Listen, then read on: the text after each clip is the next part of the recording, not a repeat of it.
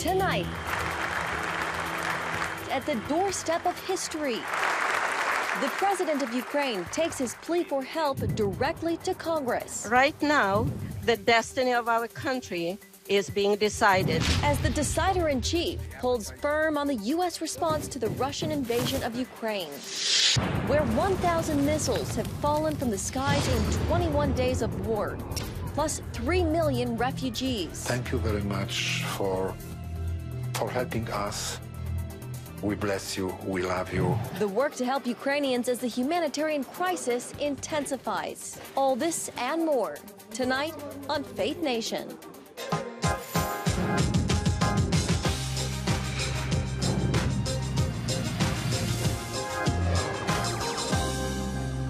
The president identifying his Russian counterpart a war criminal after Ukraine's president urges Joe Biden to be the leader of the world, the leader of peace. Welcome to Faith Nation in Washington. I'm John Jessup. And good evening, I'm Jenna Browder. Volodymyr Zelensky's emotional speech to a joint session of Congress coming as Vladimir Putin continues his brutal assault on Ukraine.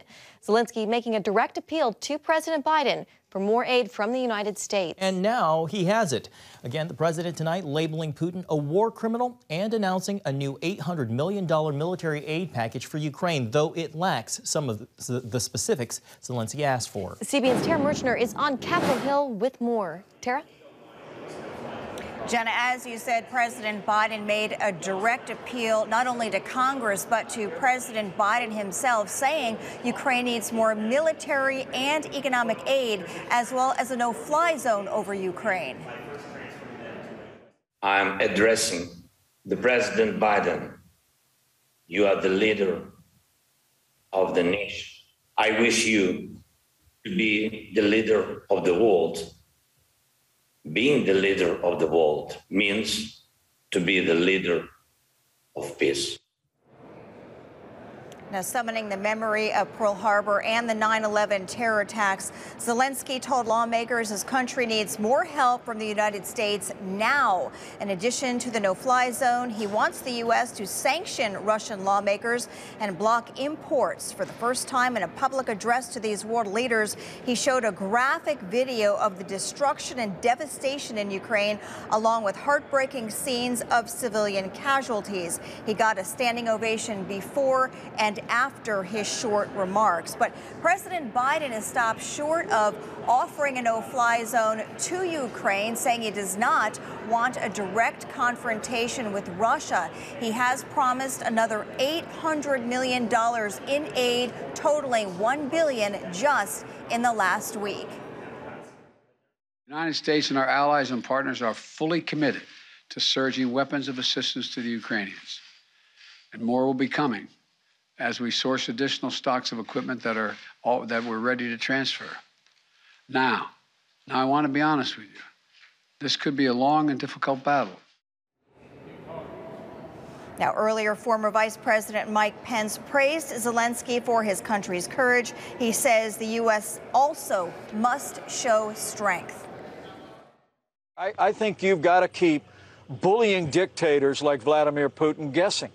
And the fact is that weakness arouses evil. Putin only understands strength, and we need to meet this moment. Now, President Biden will travel to Brussels next week for a high-stakes NATO summit.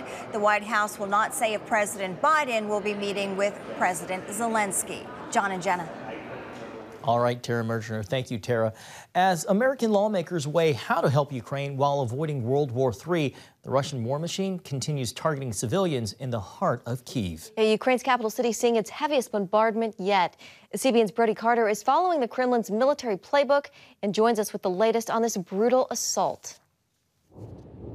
21 days of war and some 1,000 Russian missiles have fallen from the skies over Ukraine, an area President Zelensky calls the death zone. Officials struggle to tally the dead. Estimates could be as high as 20,000. More than 3 million have escaped to bordering countries, creating the largest refugee crisis in Europe since World War II. Russian troops remain stalled just outside Kyiv. The capital city is now under strict curfew until Thursday morning, bracing for what city leaders fear could be the worst barrage from Russian troops. The U.S. Embassy in Kyiv reports Russian troops shot and killed 10 people standing in line for bread. The evidence of war crimes is mounting. As President Volodymyr Zelensky fights for security guarantees from the West, another round of ceasefire talks resumed today. But Russia's demands leave little room for compromise. We have yet to find a Russian interlocutor that is either able or willing to negotiate in good faith, and certainly not in the context of de-escalation. Active fighting has led to fierce counteracts against Kremlin troops in both Kyiv and the Russian-occupied city of Kherson. Senior military officials say rather than win back their territory, the goal is to cause mass casualties on the Russian military. The reported death of a fourth Russian general brings hope to Ukraine. We will keep up the pressure on Putin's crumbling economy, isolating him on the global stage. That's our goal. Make Putin pay the price, weaken his position, while strengthening the hand of the Ukrainians on the battlefield and at the negotiating table. The U.S. and NATO allies are exploring more ways to help aid Ukraine. President Biden's proposed $800 million in military funds will help the humanitarian crisis while bolstering Ukraine's fighting power. Biden will head to Brussels next week for a NATO summit on deterrence and defense efforts against Putin's war. Brody Carter, CBN News. And here with us now, Nathan Gonzalez, editor and publisher of Inside Elections. Nathan, welcome. So today, House Minority Leader Kevin McCarthy said there was bipartisan support for sending MiG fighter jets to Ukraine. He said, this is a quote, "The room was united." Will Congress once again force the White House to act here, just like we saw with the Russian oil sanctions? Well, first of all, we shouldn't miss that this is a rare bipartisan moment, right? We're often talking about Republicans and Democrats not agreeing on all sorts of issues. And here there is unification around supporting the people of Ukraine. And as you point out, there are multiple times when Congress has been a little bit ahead of the White House. And the Republicans and Democrats are united, I think, mostly in not wanting to be directly involved, but providing that support either through allies or providing support directly to Ukraine to defend itself and to defend themselves, I think is going to have more support, particularly as we continue to get more videos and pictures of the specific consequences or the specific attacks that the Russians are putting on the Ukrainian people.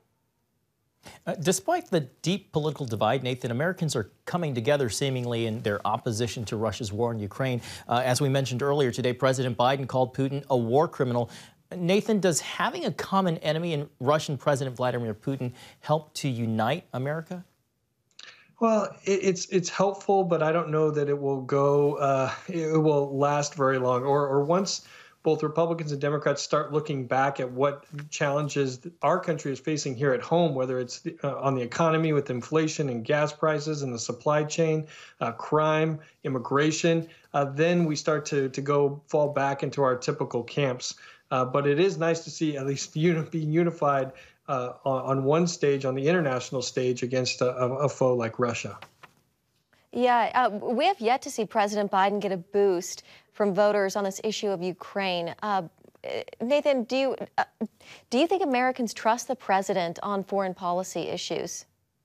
Well, according to the polls, there aren't a lot of issues where Biden is getting more people approve of the job he's doing than disapprove. I think COVID is one of the main issues where a majority do support the work that he's done. But you don't get a lot of points for not leading the country into war. And I think that's part of where we're at. We also have to remember that each event is not going to hit each part of the electorate the same, that Republicans are going to oppose Biden on any number of other things, even if they agree with how he's handling the situation with Ukraine. Democrats are going to largely support the president, and those independent voters, even if they're satisfied with what Biden is doing overseas, they're still frustrated with the direction of the country and don't believe as a country we're headed on the right track with Democrats in charge. All right, Nathan Gonzalez with Inside Elections. We always appreciate your time with us. Thank you. Thank you, guys. Well, the Federal Reserve is pulling the trigger, raising the federal interest rate for the first time in 4 years. In announcing the rate hike today, Fed Chair Jerome Powell acknowledged increased financial volatility in the face of the war in Ukraine. The human toll is tragic. The financial and economic implications for the global economy and the U.S. economy are highly uncertain. And the Fed could raise interest rates as many as 7 times this year in an effort to combat skyrocketing inflation. Today's rate hike, a quarter of a point, is expected to be followed by 6 additional rate hikes in that same range. The increase means higher borrowing costs, so consumers and businesses will pay more for mortgages, car loans, and credit card balances. Well, here now, Stephen Moore, chair of FreedomWorks Task Force on Economic Revival. Steve, welcome.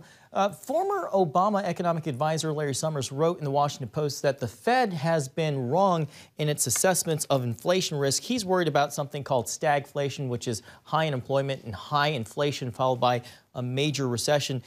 Your thoughts there, Steve? Yeah, I have that same fear. And, you know, the Fed did take action today, as Jenna was just saying, but it was a Band-Aid on a heart attack patient.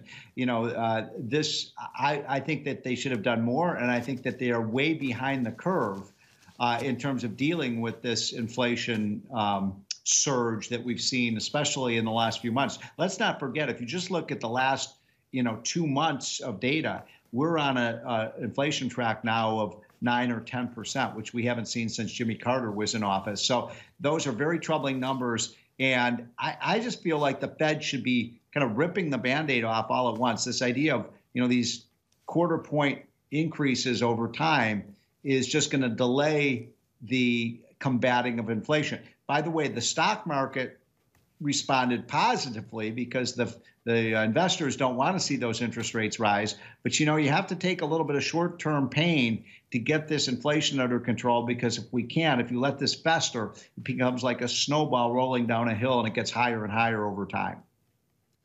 But Steve, at the same time, is there the concern that if the Fed raises rates too fast, could they slow the economy down too much and risk a recession? Yes, you're right, Jenna. I mean, the Fed doesn't have any great options right now because they should have raised by a quarter percentage point a year ago.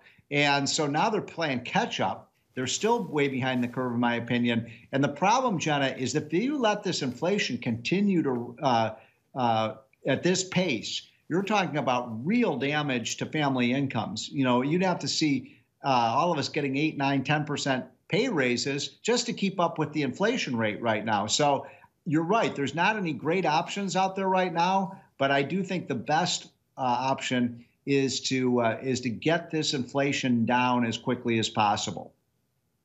Steve, we could see as many as 5, maybe even 7 rate hikes by year's end, bringing the total rate hike to about 1.9%. Some experts are saying, you had mentioned it's time to catch up. We're way behind the curve. How high do you think rates need to go?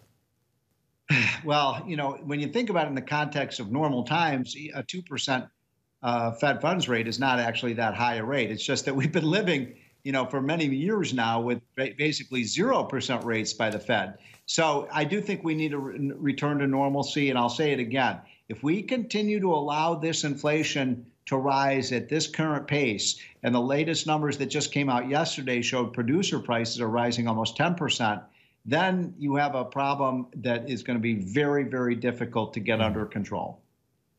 All right, Stephen Moore with FreedomWorks. Always good to have you. Thank you, Steve. Thanks, Steve. Thanks, guys. Millions of Ukrainians fleeing their homeland. Coming up, the plight of Poland and how Polish churches are responding to the call. Welcome back. The humanitarian crisis in Ukraine intensifying by the day. More than 3 million refugees fleeing the war-torn country, about half of them to Poland, where the church is responding in a big way. One pastor who transformed his church into a refugee center is receiving assistance from CBN's Operation Blessing. Take a look.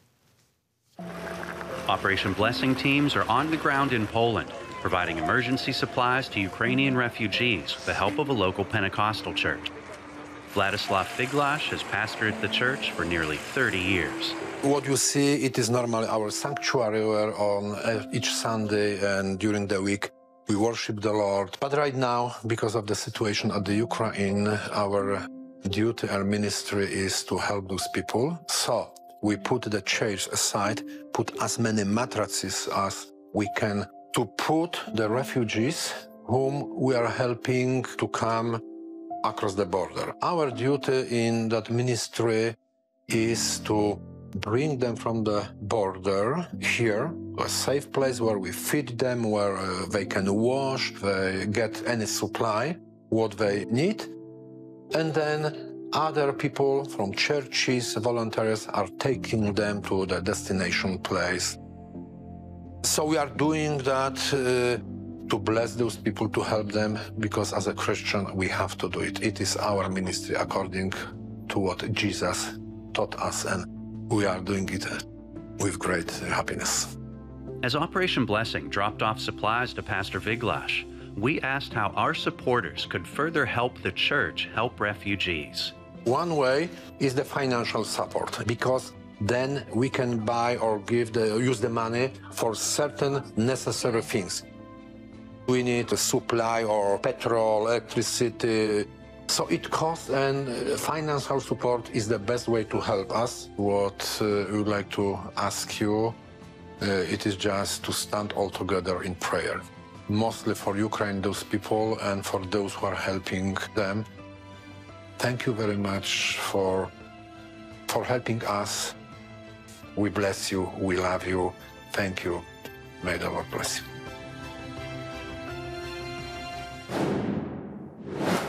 After a years-long pandemic and now the war in Ukraine, social media is only piling on to a mental health crisis in America. Up next, finding the key to happiness amidst all the turmoil. And welcome back. From the war in Ukraine to 2 years of the pandemic, Americans are inundated with stories of tragedy. And for many of us, the pursuit of happiness can seem more elusive than ever. But suppose you could be 30% happier in just 30 days. One leading psychiatrist claims that you can. Medical reporter Lori Johnson has the story. The COVID-19 pandemic sent mental health crises through the roof. Adult depression tripled, while that plus anxiety disorders among children more than doubled. Well, Americans are the unhappiest they have been since the Great Depression. Psychiatrist Daniel Amen says it doesn't have to be that way. With the right strategies, you can learn to be happier in a short period of time. After studying more than 200,000 brain scans, he discovered neuroscience techniques that can lead to increased happiness. He then tested them on his patients and found an average 32% improvement after 1 month. I was pretty excited about it. And Lori, what most people don't know is happiness is a moral obligation. God put us on the earth to be happier. That if you ask someone who is raised by an unhappy parent or married to an unhappy spouse, whether or not happiness was a moral obligation, I can assure you they would say yes. In his book, You Happier, Dr. Amen prescribes different strategies that could affect 16 personality types. They're balanced people. Almost anything will make them happy. Spontaneous people who need novelty. Persistent people who need routine and hate surprises. They're sensitive people, and they got hurt the worst in the pandemic because they need other people and they need connection. And then there are cautious people who need to feel safe. Dr. Amen says improving happiness involves boosting brain health, which means limiting junk food. So the foods that people have been reaching for to feel better during the pandemic, of course, and before, can actually make your mood worse in the long run? Right. We reach for things that help us feel better now, but not later. Same goes for alcohol. I'm just not a fan. People who drink every day have smaller brains. Dr. Amen says supplements can also help. While making recommendations based on personality type, he adds just about everyone benefits from heavy hitters like a multivitamin, probiotic, vitamin D, and fish oil. My favorite for happiness is saffron. It has been shown in 24 randomized controlled trials to be equally effective as antidepressants. And I'm like, wow. In addition to improving the health of our brain, another key to happiness is learning to control our thoughts. Whenever you feel sad, mad, nervous, or out of control, write down what you're thinking and then challenge it. You don't have to believe everything you think. Replace negative thoughts with positive ones.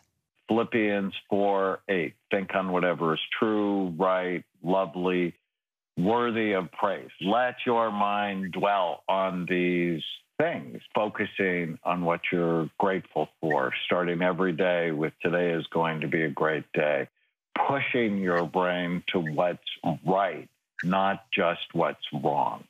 Notice what you like about other people more than what you don't. Dr. Amen recommends limiting time online, pointing to research showing social media increases suicide risk in teenage girls, which he believes could be just the tip of the iceberg. I think it's very important for parents to supervise the feeds that go into their children's brains, and we should supervise them for ourselves. In addition to social media, Dr. Amen says many people would likely be happier if they cut back on their consumption of the news. So while genetics and circumstances can play a role in our overall happiness, it appears our choices and habits play even bigger ones. Lori Johnson, CBN News. I like it. Happy, healthy habits. Thank you, Lori. Coming up, a bright future for daylight savings. We'll have more on that story next. Finally tonight, a push to lock the clock. The Senate has approved a measure that would make daylight savings permanent across the United States starting next year. And a rare show of bipartisanship, senators gave unanimous consent Tuesday to the Sunshine Protection Act. But the bill isn't without objections. Parents don't want their kids getting on the bus in the dark, and scientists say brighter mornings are good for our health. The bill is now headed to the House for further debate. Jenna, you want to weigh in? Debate? You know, I saw a headline today. It said something like they tried this back in the 70s and it was actually really unpopular. It seems like most of the people I know are pretty excited about it. So I don't know. We'll see where this goes. Hey, maybe give it another try. All right, that's going to do it for Faith Nation. Thanks for watching. We hope to see you right back here tomorrow.